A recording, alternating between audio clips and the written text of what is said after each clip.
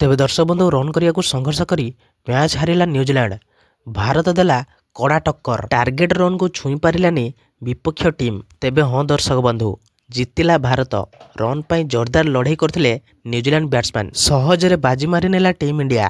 ପଡ଼ିଆରେ ଶୁଭିଲା India India ଏବଂ ସିରିଜ୍ ଆରମ୍ଭରୁ ମ୍ୟାଚ୍ ଜିତିଲା ଭାରତ। ତେବେ ଭାରତ ଓ ନ୍ୟୁଜିଲାଣ୍ଡ ମଧ୍ୟରେ 5 ମ୍ୟାଚ୍ ବିଶିଷ୍ଟ ଟି20 ସିରିଜ୍ ଖେଳାଯାଉଛି।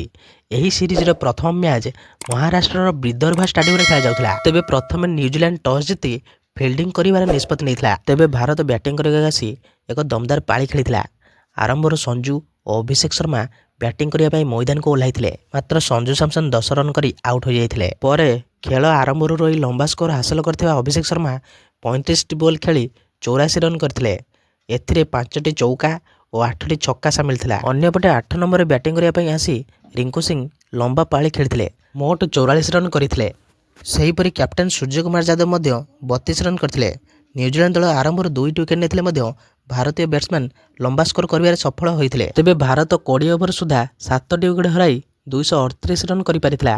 ଅନ୍ୟପଟେ ଯଦି ଦେଖିବା, ଭାରତର ପ୍ରଭାବଶାଳୀ ବୋଲିଂ ପାଇଁ ନ୍ୟୁଜିଲାଣ୍ଡ ଦଳ ଛକା ଚୌକାର ବର୍ଷା କରିପାରିନଥିଲେ। ତେବେ ପେସର ବୋଲିଂ ଭିତରେ ଭାରତର ଏକ ଦମଦାର ବିଜୟ ହାସଲ କରିଛି।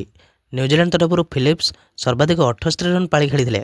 ମାର୍କ ଚାମ୍ପିୟନ 39 ଓ ମିଚେଲ 20 ରନ୍ର ଲମ୍ବା ପାଳି ଖେଳିଥିଲେ। ତେବେ ଭାରତ ତରଫରୁ ବରୁଣ ଚକ୍ରବର୍ତ୍ତୀ 2ଟି, ଅର୍ଶଦୀପ, ହାର୍ଦ୍ଦିକ ଓ ଅକ୍ଷର ପଟେଲ ଗୋଟିଏ ଲେଖାଏଁ ୱିକେଟ୍ ନେଇଥିଲେ।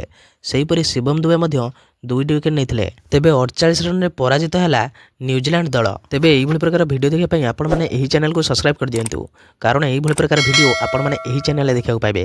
ତେବେ ରହିଲି, ଜୟ ଶ୍ରୀରାମ।